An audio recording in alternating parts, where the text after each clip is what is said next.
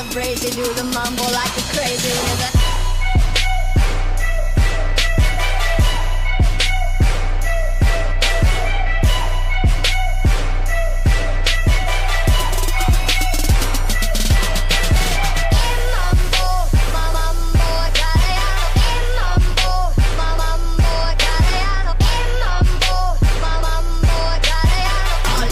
Calabrese, do the mambo like a crazy with it. All you calabrese, do the mambo like a crazy with it. All you calabrese, do the mambo like a crazy with it. All you calabrese, do the mambo like a crazy with it. I just wanna make a little noise. So, Lance, what was the hardest part in opening a restaurant? Money, location, etc. It's you know what? It's a little bit of everything, man. You got to you have to be in it to win it. It's any business you open is a gamble, no matter what it is. And the restaurant business is even a little more tricky because the one thing that I learned in life, and I mean everyone could probably agree, is you can't mess with people's money and you can't mess with people's food. And in the restaurant business, those are the two things that you are pretty much running with, you know. So you definitely want to provide a quality product. Want to be able to have the right pricing to keep your customers coming through the door. But, I mean, really the hardest part is staffing your restaurant the right way. I told myself, just from my experience from opening the previous restaurants for my friend's family, I opened 4 locations and built 4 locations for him and ran 6 throughout New Jersey. The hardest part is building the right staff that's going to work well together down the road. And keep everything, you know, keep the machine moving. And the chef was a vital part. I mean, as you know, you graduated the culinary program. Here on the Land of Cape campus. Yeah, absolutely. And this is a great school, and it looks like it has a really cool program. And with the radio show, that even gives you, you know, more opportunity and brings some more fun into the picture. And that's what I really wanted to do. I wanted to make a fun place to work. You know, obviously everybody loves to go out to eat. Everybody loves food. So if you can build a nice, fun place for people to come and eat and hang out, you can get your staff to vibe off that. You know, your staff will show what you're doing. Your staff will kind of showcase that, and they'll vibe off the customers. Customers will vibe off the staff. But that was really the hardest part, finding the right chef when I opened. I got a friend of mine. They knew I was looking for a chef, so they reached out to me and told me they had somebody that they knew was down in South Florida, Miami area. In Miami, worked at the Forge, actually, which is a super well-known, super high-end restaurant down there. And he was coming back to New Jersey, and he was looking for a gig. And me and him talked on the phone for 2 months, kind of put a menu together. And then we moved forward with the 72 Degrees restaurant.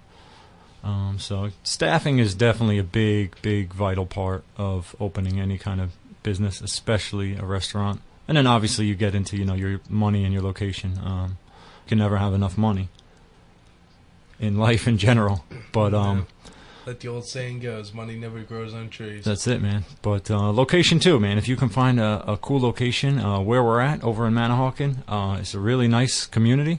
You kind of have the best of both worlds. You got a lot of young people out there. You got young families that want a nice place to come eat, hang out, and they don't want to spend a ton of money.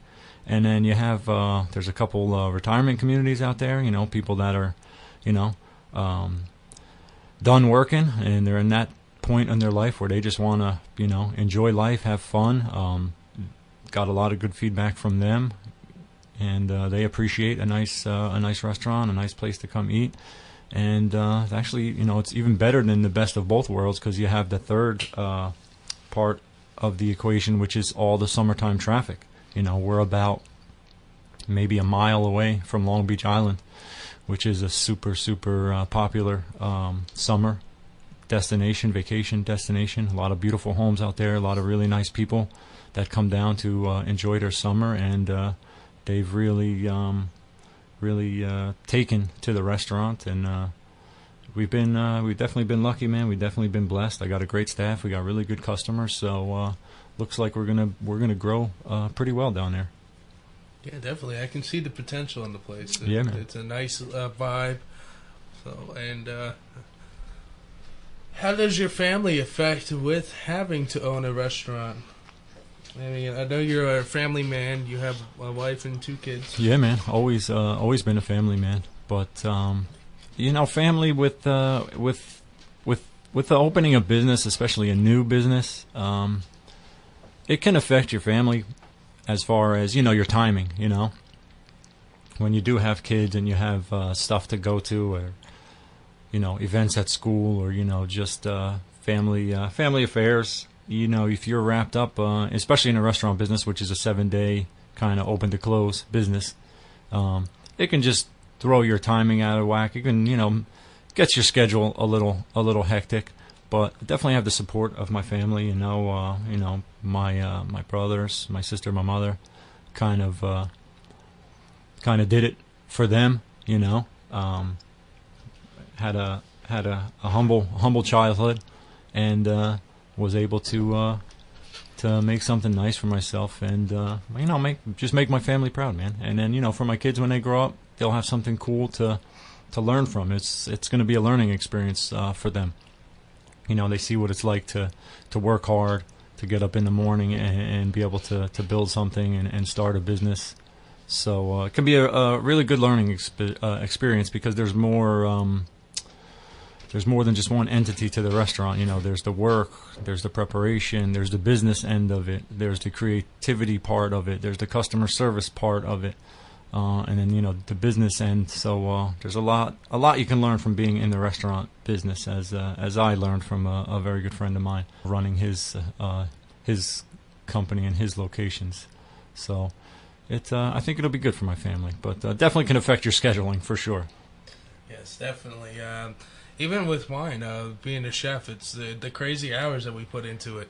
We're there, at least 40 hours a week. Yeah, more than that. Prepping and cooking and cleaning the kitchen, making sure that it's up to health regulations. No, of course. So there's a lot of time and effort to be put into the business here. I think that's the misconception that people forget about in the restaurant business. People, like I said, everybody loves to go out to eat. Everybody loves food, and you kind of miss the behind the scenes stuff when you go out to eat. A lot of times, even I did before I got into the business. I would go out to eat. You sit down for 45 minutes or so. You get some good food, and you're like, oh, this is easy. Anybody can do this. And then until you open your own business, and then you realize, okay, you got to be there at 8, 9 in the morning to prep, for your lunch at 12, and then you got to have your dinner prepped to get ready to go for 5 o'clock, and then after the dinner rush is over, 7, 8, 9 o'clock, then you got to clean up, close down, and start all over again. So there's definitely a lot that goes into it that I think people may not realize until they really, go hands on. Yeah, definitely, for sure. So. Chef Hour airs on Tuesdays from 8 to 12 p.m. on 107.9 WRML Radio Mays Landing.